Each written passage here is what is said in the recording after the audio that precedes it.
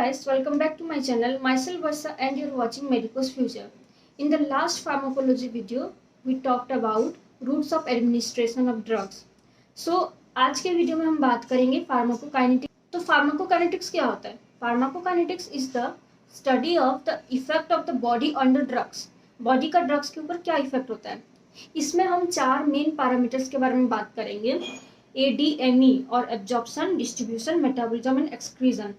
These 4 are called as the 4 main pharmacokinetic parameters.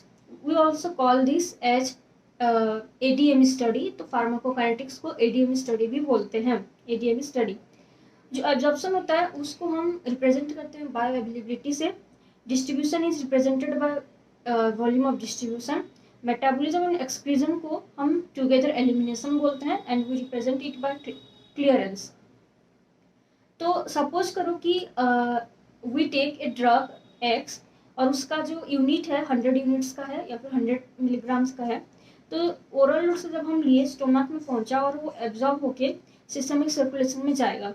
तो suppose 100 units से 80 units ही systemic circulation में जा रहे हैं. Means 20 units is not going and only 80 unit is absorbed. So this is the absorption.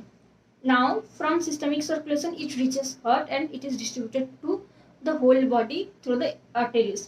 तो heart से जब different organs में और टिश्यूज में जो ड्रग का पेनिट्रेशन होता है बिकॉज जो कॉन्सेंट्रेशन ग्रेडियंट है वो प्लाज्मा टू द टिश्यूज होता है. इसलिए ये जो है इसको बोलते हैं डिस्ट्रीब्यूशन. देन लीवर में जब ड्रग जाता है और वहाँ पे मेटाबोलाइज होता है यानी कि उसका बायो ट्रांसफॉर्मेशन होता है, उसको वाटर सोल्यूबल बना के एलिमिनेट करने के लिए बॉडी ट्राई करता है, उसको बोलते हैं metabolism. And when it reaches kidney and is excreted out by the body it is called excretion. तो पहले हम बात करेंगे एब्जॉर्प्शन के बारे में. What is absorption? Absorption is the transfer of drug from the site of administration to the systemic circulation or to the bloodstream. So as I told before, you take any drug by oral route, it reaches the stomach and from there it is absorbed into the bloodstream. This is absorption. तो इसमें हम 4 factors के बारे में बात करेंगे. Mechanism of absorption, factors affecting absorption, then bioavailability and bioequivalence. So let's first talk about mechanism of absorption. Well, the different mechanisms for drug absorptions can be studied under passive diffusion, filtration, then facilitated diffusion, then active transport and exocytosis and endocytosis. तो passive diffusion क्या होता है? ये in basic knowledge we all know passive diffusion means high concentration से low concentration का substance का movement without the utilization of energy. There is no role of energy. It is a passive process. तो जैसे कि अपना biological membrane है, lipid soluble drugs जो होता है वो ये लिपिड मेम्ब्रेन को इजीली क्रॉस कर जाता है. लेकिन जो वाटर सोल्यूबल ड्रग्स होता है दे डिफ्यूज थ्रू एक्वस पोर्स और चैनल्स एंड उसको हम बोलते हैं एक्वापोरिन्स. यहाँ पे जो चैनल्स है एक्वस पोर्स और चैनल्स उससे वाटर सोल्यूबल ड्रग्स क्रॉस करेगा. Method of absorption for majority of the drugs. Then जो एक्वापोरिन से ड्रग ट्रांसपोर्ट होता है उसका one example to remember is lithium. Then let's talk about filtration through aqueous pores और through paracellular spaces. तो ये तो ऑलमोस्ट नो रोल, इसका ज़्यादा मेन रोल नहीं है ड्रग ट्रांसफर में, बट 3 जगह पे इसका रोल ज़्यादा आता है. वो है glomerular filtration, then passage of drugs through the CSF and passage of drugs to the hepatic sinusoidal membranes. Then let's talk about facilitated diffusion. It is very important. Facilitated diffusion is basically passive transport. इसमें energy utilisation नहीं होता है, लेकिन जो drug का molecules होता है वो लार्जर होता है, इसलिए they get transferred through the membrane with the help of some carrier proteins. This is a drug molecule. It gets attached to the carrier protein and it gets conform. तो carrier protein में conformational changes आता है और वो drug को one side से दूसरे side में transfer कर देता है. Facilitated diffusion to submit a specialized transmembrane proteins called as carrier proteins.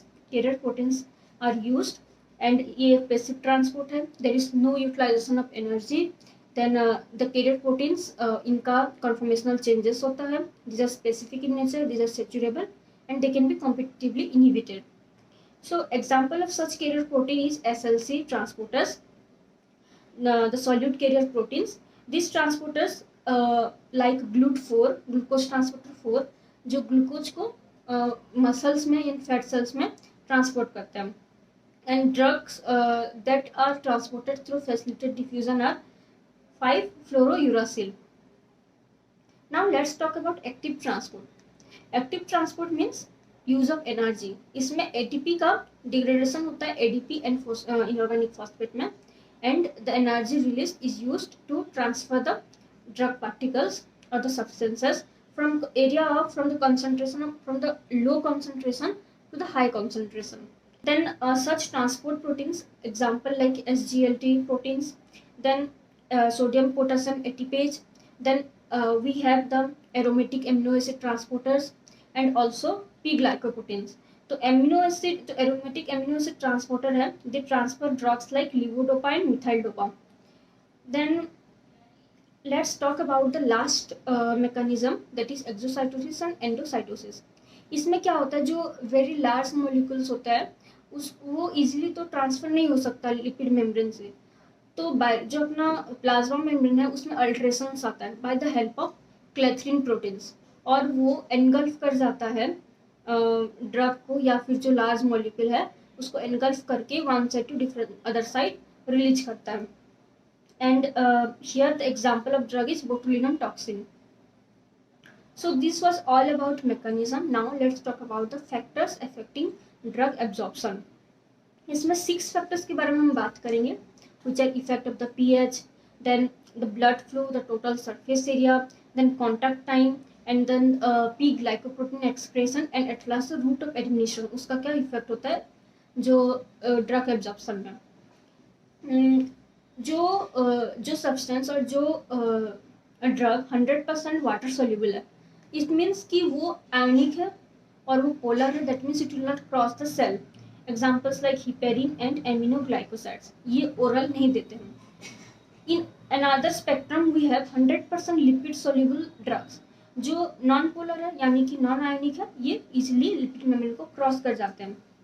Well most drugs in दोनों के बीच में रहता है, that is they are called as weak ionic drugs, either weak acidic in nature और weak basic in nature. So see water जो होता है वो दो फॉर्म में रह सकता है, एक तो आयनाइज एक non ionise. Non ionise form में ये H2 है, लेकिन जब वो आयनाइज होगा वो H+ एंड OH- में आएगा. In the same way let's take a drug HX, वो भी जब नॉन आयनाइज है तो वो HX फॉर्म में है, and then when it gets ionized it becomes H+ and X-. So this H+ will combine with OH- of water and form water, then this X- will combine with H+ and they becomes HX. So to sum it up we can say that जब भी ionized state में drug आता है तो वो water soluble हो जाता है, एंड वाटर सोल्यूबल होगा तो वो क्रॉस नहीं करेगा सेल मेम्ब्रेन को. So in this table see drug HX एक तो नॉन आयनाइज फॉर्म है और एक आयनाइज फॉर्म है. जो नॉन आयनाइज फॉर्म है वो लिपिड सोल्यूबल होता है तो क्रॉस करता है सेल. जो जब वो आयनाइज फॉर्म में आता है वो वाटर सोल्यूबल होता है and then it can not cross the cells. तो वीक आयनिक ड्रग्स के लिए हम पीके वैल्यू मेजर करते हैं, and this value is derived from equation that Henderson and Hasselbalch equation, pH is equal to pK plus log 10 non-ionized upon ionized. Well, in this beaker, suppose we have the medium of pH X. इसमें एक drug हम डाल दिए तो वो इस pH medium में 50% ionise हुआ और 50% नॉन आयनाइज रहा. तो इसका मीनिंग क्या है, वो आधा आयनाइज है और आधा नॉन आयनाइज फॉर्म में. So the pH value eight which the substance is 50% ionized and 50% non-ionized, this pH value is called as pK value. Well, तो एग्जाम्पल में हम एस्पिरिन है, aspirin is acidic in nature, उसका pK value जो है 3.5 है. Morphine is slightly basic in nature, so और इसका pK भी वैल्यू है 8.5. Then let's talk about another point which is medium अगर सेम ड्रग क्रॉस करेगा मीडियम अगर डिफरेंट, ड्रग क्रॉस नहीं करेगा। इसको हम इस टेबल में समझते हैं। Suppose this is the drug table, this there is a drug which is acidic, उसको हम एसिडिक मीडियम में डालें, इट मीन्स कि मीडियम ड्रग के नेचर्स के साथ सेम है, यानी कि वो नॉन आयनाइज रहेगा। नॉन आयनाइज मीन्स वो लिपिड सोल्यूबल है, लिपिड सोल्यूबल है तो वो क्रॉस कर जाएगा। अगर कोई ड्रग बेसिक है उसको हम बेसिक मीडियम में ही डालेंगे, यानी कि medium is same as a nature of the drug, medium same है तो ड्रग नॉन आयनाइज ही रहेगा, वो आयनाइजेशन उसका होगा नहीं, तो वो लिपिड सोल्यूबल होगा, यानी कि वो क्रॉस करेगा। देन अगर एसिडिक ड्रग को हम बेसिक मीडियम में डाल रहे हैं, इसका मीनिंग क्या है कि मीडियम डिफरेंट है, ऑपोजिट है नेचर ऑफ ड्रग से, तो वो आयोनाइज हो जाएगा। आयोनाइज हो जाएगा मतलब वो वाटर सोल्यूबल हो जाएगा और क्रॉस नहीं करेगा। अगर एक बेसिक ड्रग हम ले रहे हैं, उसको हम एसिडिक मीडियम में डाल रहे हैं, यानी कि सेम एसिडिक मीडियम है, opposite of the nature of the drug which is basic, तो वो आयनाइज होके लिपिड सोल्यूबल नहीं बनेगा, वो वाटर सोल्यूबल हो जाएगा और वो क्रॉस नहीं करेगा।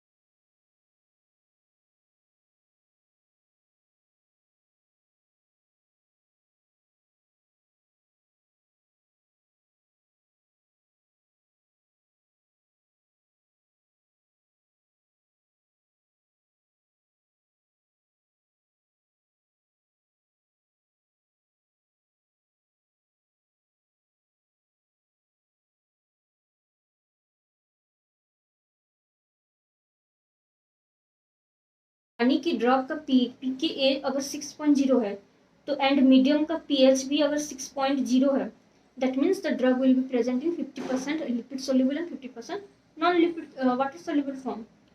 अभी हम जो मीडियम का पीएच है उसको घटाते जाते हैं टुवर्ड्स एसिडिक, 5.0, 4.0, 3.0 करेंगे, तो इससे क्या होगा, sorry, the drug is acidic and the pH of the medium is becoming more acidic, यानी कि सेम मीडियम सेम, तो वो आयनाइजेशन नहीं होगा, इसलिए वो लिपिड सोल्यूबल ज़्यादा होगा और आयनाइजेशन उसका घट जाएगा बाय 10%।